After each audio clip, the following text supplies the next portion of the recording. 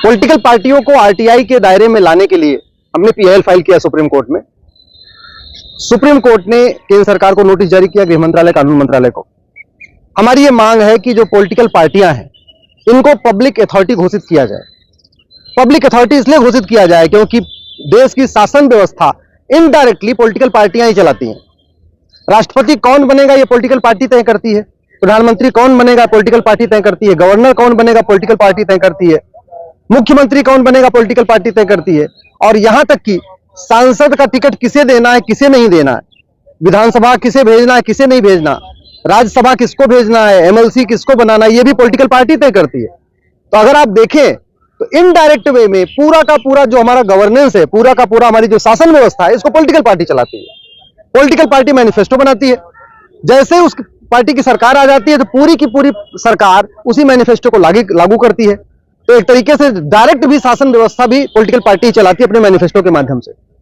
Political पार्टियों को देश की राजधानी में जमीन मिलती है, दूरदर्शन पे फ्री एयर टाइम मिलता है, इनकम टैक्स से छूट मिलती है, और भी कई सारी ऐसी सुविधाएं मिलती हैं जो कि पब्लिक ऑफिसर्स को मिलते हैं। इसलिए हमने मांग किया है कि पॉलिटिकल पार्टियों को पब्लिक अथॉरिटी घोषित किया जाए और इनको राइट टू एजुकेशन एक्ट यानी आरटीआई के दायरे में लाया जाए।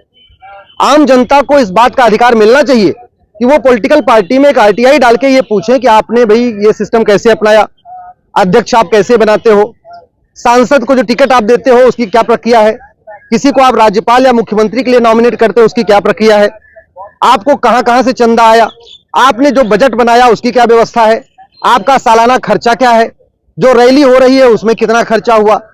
पॉलिटिकल पार्टियों को इसलिए आरटीआई के दायरे में लाना जरूरी है।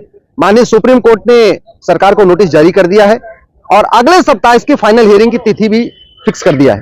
अगले सप्ताह इसके ऊपर फाइनल हियरिंग हो जाएगी और हमें पूरा भरोसा है कि देश की सभी पॉलिटिकल पार्टियां, चाहे वो समाजवादी पार्टी हो, चाहे बहुजन समाज पार्टी हो, चाहे आम आदमी पार्टी हो, चाहे कांग्रेस हो या तृणमूल कांग्रेस हो, चाहे वो डीएमके हो, चाहे अब्दुल्ला की पार्टी हो, चाहे महबूबा की पार्टी हो, चाहे स्टालिन की पार्टी हो, चाहे राजा की पार्टी हो, चाहे कनिमोझी की पार्टी हो, किसी की पार्टी हो, प्रत्येक पॉलिटिकल पार्टियां आरटीआई के दायरे में आएंगी और देश को तब पता चलेगा इन पॉलिटिकल पार्टियों की फंडिंग कहां कहां से हो रही है, कितनी फंडिंग हो रही है, इलेक्शन के दौरान कितना खर्चा करते हैं, कितनी फंडिंग कैश में आ रही है, कितनी फंडिंग चेक से आ रही है, कितनी फंडिंग सीधे ट्रांसफर हो रही है, भारत के अंदर से फंडिंग हो रही है या विदेशों से फंडिंग हो रही है।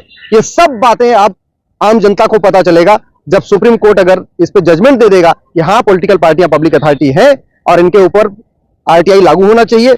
वैसे भी सुप्रीम कोर्ट खुद आरटीआई के दायरे में आ चुका है, हाईकोर्ट आरटीआई के दायरे में आ चुके हैं, इवन कई सारे जिमखाना क्लब आरटीआई के दायरे में आ चुके हैं। तो पॉलिटिकल पार्टी जो इतनी इंपॉर्टेंट है, जो पूरा का पूरा गवर्नेंस चलाती है देश का, चाहे राज्य का शासन व्यवस्था हो या केंद्र की शासन व्यवस्था हो, अल्टीमेटली इनडायरेक्ट तरीके से पॉलिटिकल पार्टियां चलाती हैं।